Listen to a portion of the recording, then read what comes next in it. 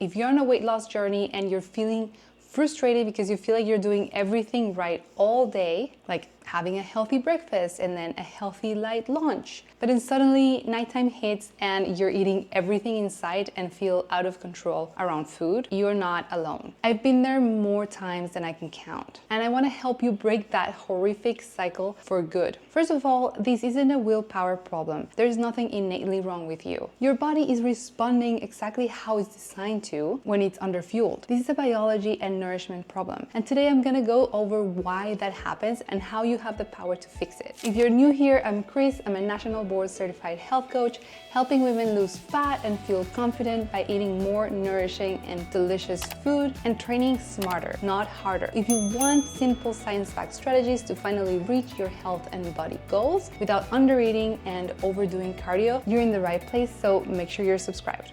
Most people don't realize this, but your body keeps score all day. If it doesn't get enough protein, fat, and fiber and overall fuel earlier on, it will ask for it later. And that usually shows up at night when you're tired and your defenses are at the lowest. There's solid research showing that when more calories are eaten earlier in the day, hunger regulation and metabolism improve. In a clinical trial published in the journal Obesity, women ate the same total calories, but the group that ate a larger breakfast and smaller dinner experienced greater fat loss, better blood sugar and insulin levels, and less overall hunger. And so this supports the idea that our metabolism and hunger hormones work more efficiently when we fuel earlier rather than saving most of our food for late at night, helping you stop the nighttime binge cycle. So let's break down the top reasons why you're probably binging at night. Number one, you're not prioritizing enough protein. Protein is the number one driver of satiety. If you're eating 10 to 15 grams of protein a meal, that's not enough. And that is what most women are averaging at. Instead,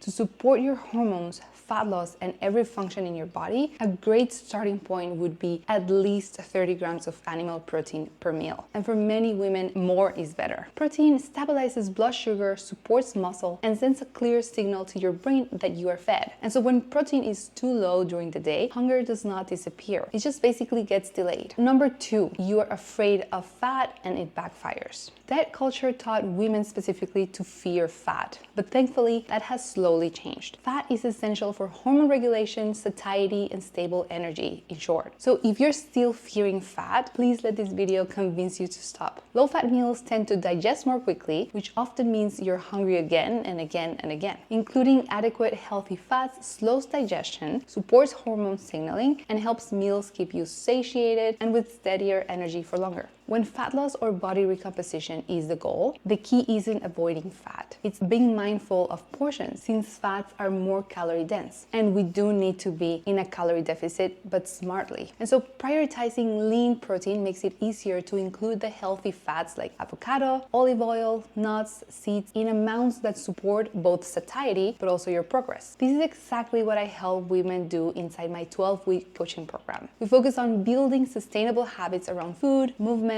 and lifestyle so that fat loss feels supportive and not restrictive, and it can fit into your real life. It's about reaching your health and body goals while creating a life you absolutely love with doable habits. So if you're interested, I'm going to put some links down below if you want more information about how my 12-week coaching program works. Number three, too many sugary, simple carb meals. If most of your meals, or even just half of them, are built around refined carbs like toast, cereals, granola bars, wraps, sandwiches, pastas, sugary snacks and drinks, or even rice, and even if calories are controlled, you get blood sugar spikes all day long, followed by crashes, followed by cravings. And cravings don't feel like true hunger. They feel like urgent, like you need food right now. And then you get hangry and moody. Sounds familiar? And that urgency is often a sign of blood sugar instability, not a lack of willpower. And over time, these frequent blood sugar spikes and crashes can increase the risk of insulin resistance. And so one helpful signal to really pay attention to is when cravings show up even 1, 2, or even 3 hours after your meals. That's why nighttime feels out of control. Is your body telling you something is out of balance? At night, a few things happen all at once. Cortisol drops, willpower is lower, stress and tiredness catch up, and your body finally slows down enough to feel unmet needs. So if you underate all day, during the night is when your body says, okay, I still need fuel, I need my nutrients, feed me now.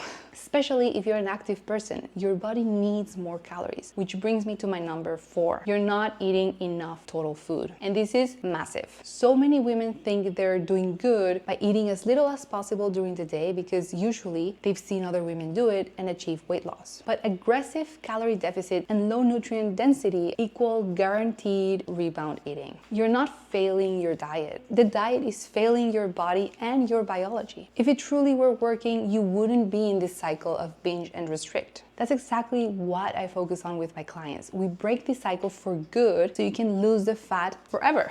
And if it sounds too good to be true, no, it's true. It just takes time and it takes a different approach, awareness, and it takes fueling your body the right way. Number 5, too much cardio equals more cravings. If you're doing tons of cardio, especially chronic cardio, your body relies heavily on sugar for fuel. And that unfortunately leads to more hunger for sugary foods, so more cravings, more nighttime eating. And so cardio is not bad, but it needs to be done smartly alongside strength training and enough nutrients. And so the fix isn't eating less, it's eating better and enough balanced meals throughout the day. I see most success with my clients with 3 balanced meals a day. No grazing, no constant snacking. Every meal should include your protein forward meal, fiber, and fat for satisfaction. And of course, complex carbs depending on your activity levels. When meals are nutrient dense and satiating, they're naturally less calorie dense and fat loss becomes easier without hunger. Eating healthy foods is not going to guarantee you lose the weight. We need to properly balance your macros. So if you want simple, delicious ideas for balanced meals, you need to watch this video next. I walk you through my real life, no BS meal prep, the exact approach I use to make nourishing meals easy, flexible, and doable without overthinking it each day. This is how you break the cycle of nighttime hunger, by being prepared and feeding your body well during the day. And it's the same approach that helped me lose over 15 pounds of fat and maintain a strong, lean body, and exactly what I teach and help my clients do. I'm 22 weeks pregnant right now at the time of filming this, and I have a what I eat in a day and an easy meal prep update coming next. So make sure you're subscribed so you don't miss it. And so if this video was helpful, make sure you like it and subscribe, and let me know in the comments if nighttime hunger is something you're struggling with, and if anything I mentioned has helped you in the past. I'd love to hear from you. Thank you so much for being here. I will see you in the next video. We're still on board.